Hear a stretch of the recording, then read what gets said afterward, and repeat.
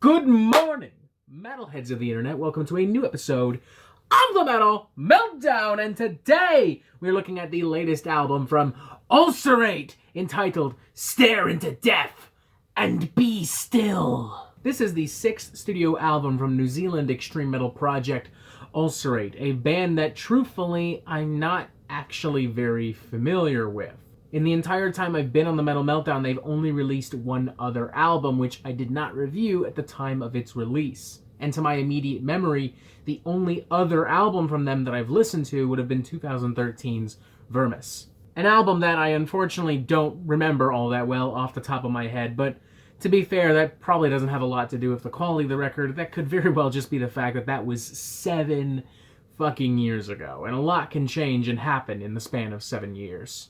But of course, none of that stopped me from checking out this album, Stare Into Death and Be Still, nor should it have, realistically. In fact, I have found on the Metal Meltdown that going into a record with less experience and insight than normal can sometimes make for an even more fulfilling experience. For example, I really didn't know a whole lot about Igor until I had Spirituality and Distortion in my hands, but I came out of that record kind of in love with a lot of the weird and hyper-crazy experimental sounds and fusions present on that record. Was it a perfect record? No, but it introduced me to something totally different, something totally new, and it has since encouraged me to check out Igor's back catalog, which I have also thoroughly enjoyed so far. And on top of that, I just naturally grew more curious as I started to do a little bit more research into this record and how and why it was made, particularly in regards to the album's concept of death reverence. To quote this article on Revolver magazine, which elaborates further, they drew on recent personal experience to confront the truism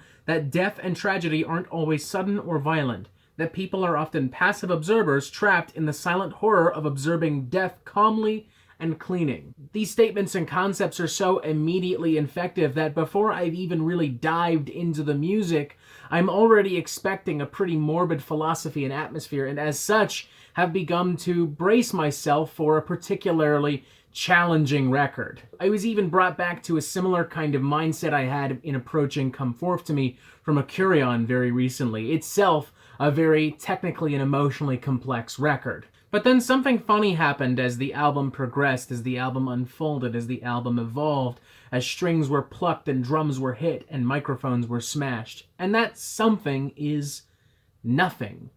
I felt nothing for the duration of this record. Despite the ambitious concept, despite Ulcerate's undeniable technical capabilities, and despite the fact that Ulcerate has a formula that pulls from a wide variety of bands that I have thoroughly enjoyed time and time again in the past, this album just really didn't do anything for me. I found it to be one-dimensional, I found it to be somewhat repetitive, I found it to be even quite predictable as the album continued to drive on. An amalgamation of sounds and concepts from Gorguts, Portal, Immolation, I would argue just the tiniest dash of Behemoth, and in turn an album that gets by mostly on being dark, cynical, violent, and hyper-technical. None of these things are objectively bad, but none of these things immediately equate to a really entertaining and enthralling record, or at least not the kind of entertaining and enthralling record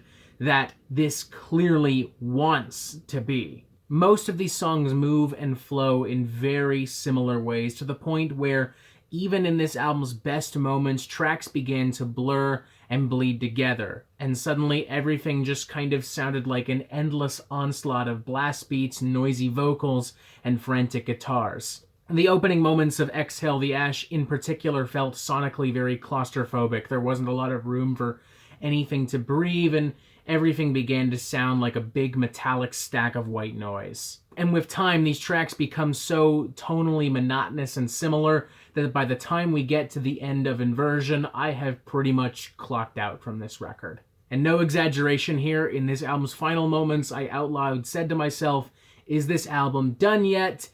And I may have even yawned a couple of times. I'll admit the album starts off on a strong note with the track Lifeless Advance. I like some of the super tight, technical, blackened grooves on here, kind of reminding me of the more artistic tendencies of modern Behemoth, and some of the weirder, more mathematical aspects of Portal. And the aforementioned inversion is a really strong track too. It leaves a lot more space in between the riffs and plays off more of a sonic contrast before building up to some pretty explosive kind of technical blackened death metal. But the rest of the album musically, despite the incredible technical performances, just left a lot to be desired. Sure, the performances themselves are incredibly dynamic, but the songwriting, not so much. And it doesn't help that all of these tracks are way longer than they need to be, with the vast majority of them clocking in at 7.5 to 8 minutes on average. Like seriously, I could probably cut 2 to 3 minutes of fat off of every song on here, and you really wouldn't miss a fucking thing. I'm feeling a 2 out of 5 on this. I think that it is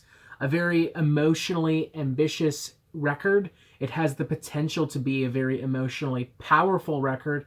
As a result, they undeniably have the technical capabilities to pull that off. I will not argue that these guys are not incredible musicians, because they are. They can certainly play better than me, at least. But the songwriting still just isn't there for me. These songs fail to evolve into anything really all that worthwhile and challenging, often settling on barrages of noisy, calculative riffs. Like, sure, go ahead, be as dark, bleak, cynical, dissonant, brutal, and hyper-technical as you want. That's your right, and I'm certain that hundreds of thousands of metalheads will flock to your defense simply because you are those things. But those things individually just don't really do a lot for me, particularly when you've hinted at something far more inspired and emotionally complex. I obviously can't comment on the other records in comparison to this one, but I will say that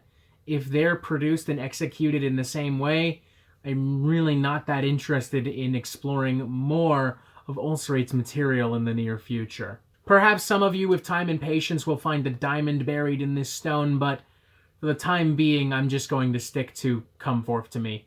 2 out of 5. It's a pretty poor record. And that is it for the Metal Meltdown. I'm not an expert, nor do I claim to be, so what do you think? Do you like this record? Do you not like this record? And what do you want to hear from me next? Thank you for watching. Make sure you press subscribe so you get updates on the Metal Meltdown fucking immediately. And you have yourself a fantastic fucking day.